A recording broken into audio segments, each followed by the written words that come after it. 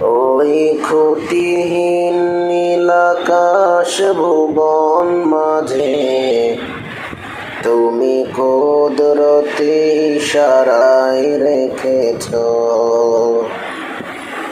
এই শ্যামল পৃথিবীর চিত্রখানি তুমি নিপুণ তোমার হাতে গড়েছ। ওগো আল্লাহ, শুকর তোমার, আমারে যে মুসলিম করেছ। ওগো আল্লাহ,